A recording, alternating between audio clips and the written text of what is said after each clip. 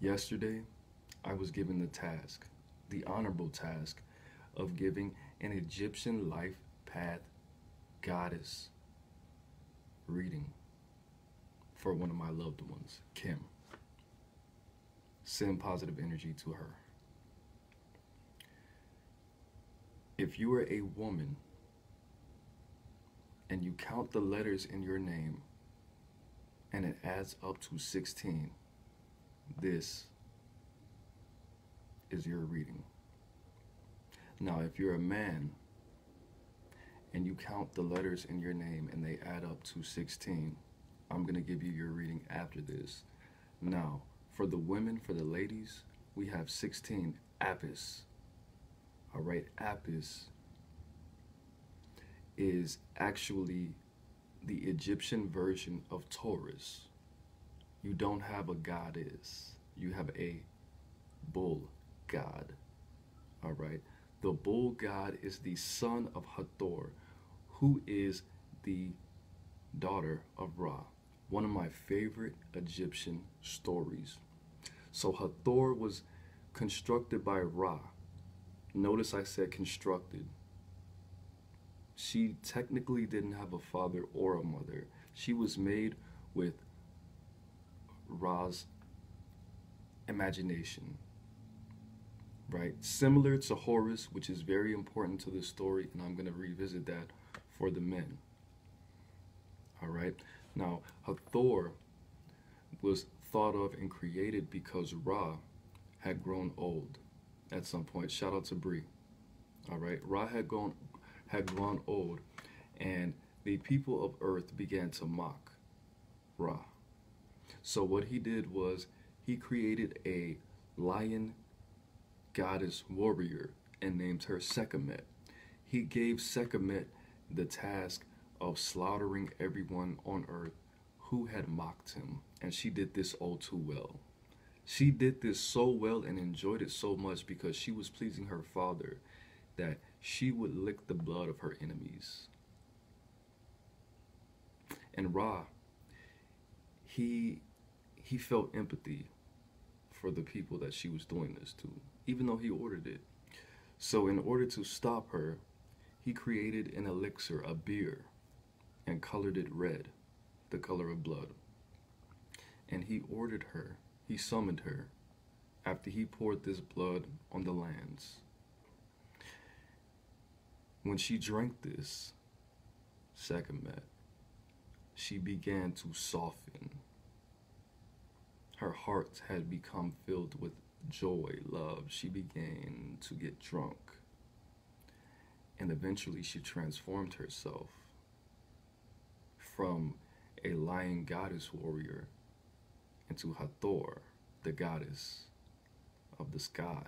A lot of people confuse her with Venus or Aphrodite, okay, the goddess of love, the goddess of the mother of Egypt. And eventually she gave birth.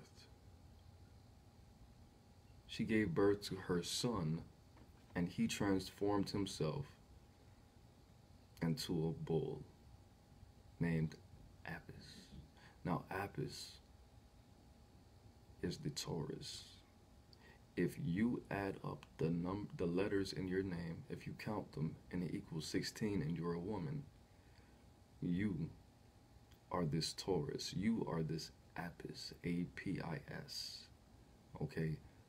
This bull embodies the core values of Egypt, embodies the strength, the determination, the creativity, the foundation of the force. Not only the love, not only the abundance, not only the manifestation, but the destruction, the terror. You are the granddaughter of Ra, one of the creators of the creators, the embodiment of art and science, of force and tenderness, of beauty and beast. Now, while giving Kim her reading, what I found was Apis has been given the gift of patience. And with this patience, there needs to be a foundation of love, self-love, in order to usher in a new life, spoken in the language of leadership. And the end result is going to be intuition, lots of love, lots of partnership, a lot of energy that is going to speak to the ability for you to build communities, communication, throat chakra activities, energy. If you're a woman and you have 16 letters in your first, middle, and last name, this is your tail. This is your energy. The foundation of water, earth, fire, and air. You are everything. You're the embodiment of emotionalism. And you have the task of taming that, of softening that, of overcoming past insecurities, of overcoming being too nice, over charitable. This is your task. Having the power of discernment, taking the power of patience, adding it to love, having self-discipline, obtaining leadership and maintaining your intuition, relationships, and the energies that you have to create through your intuition.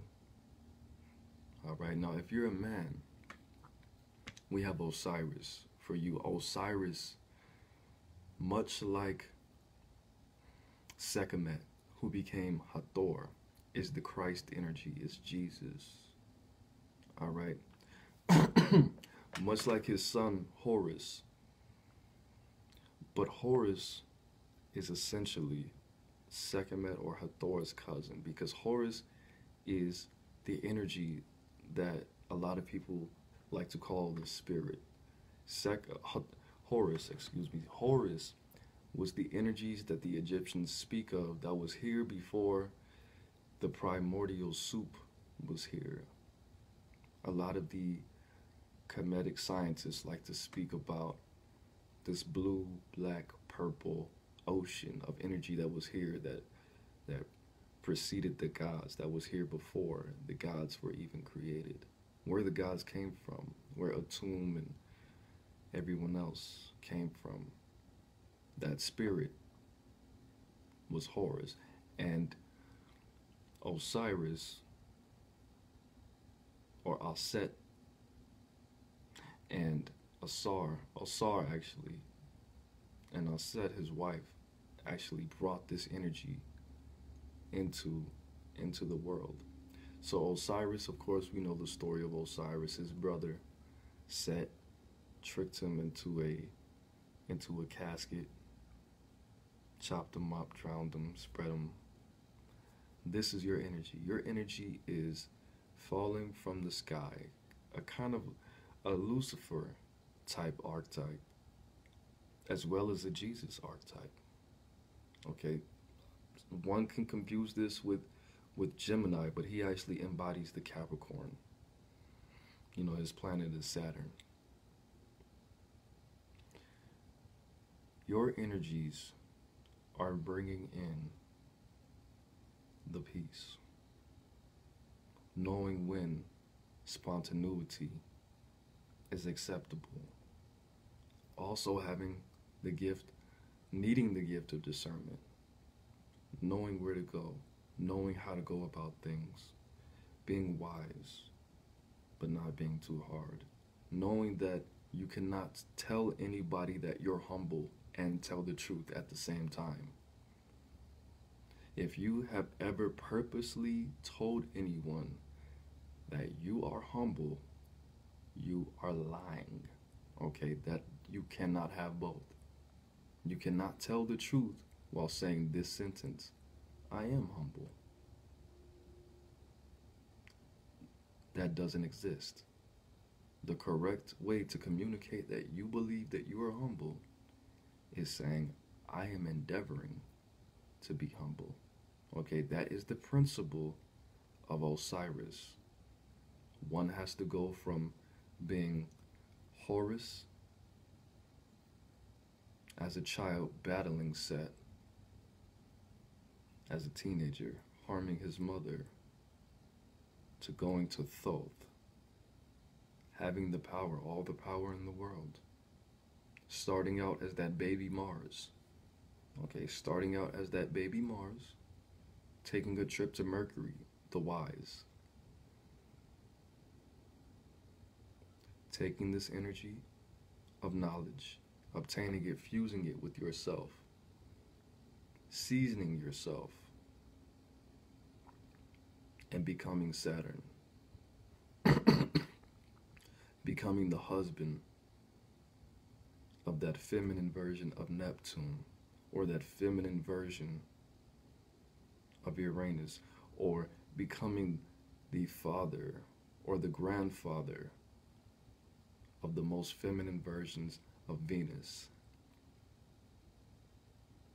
Going from Horus, fusing yourself with Thoth. Okay. Going to Ra,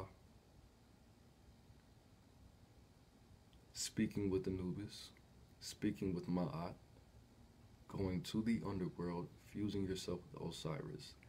That is your task, men. All right.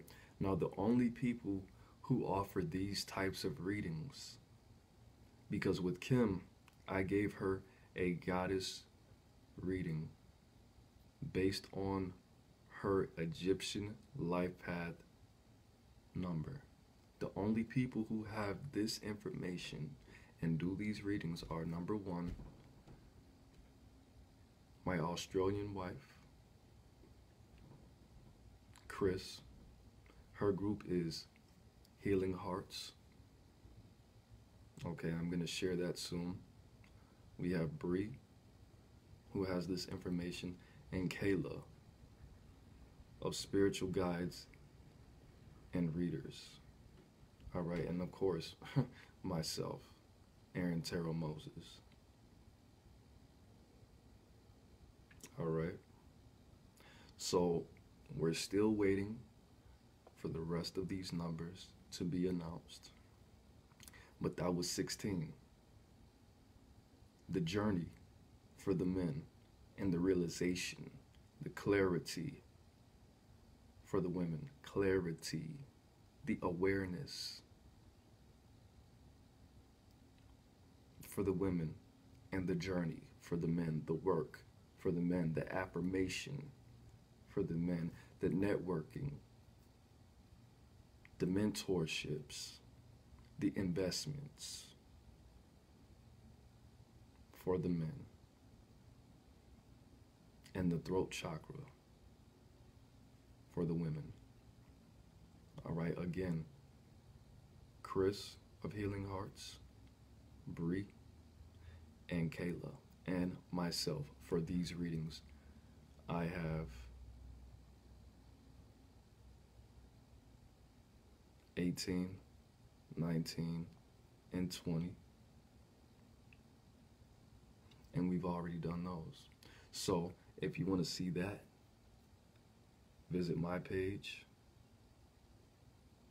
and explore that. But that was it. Peace.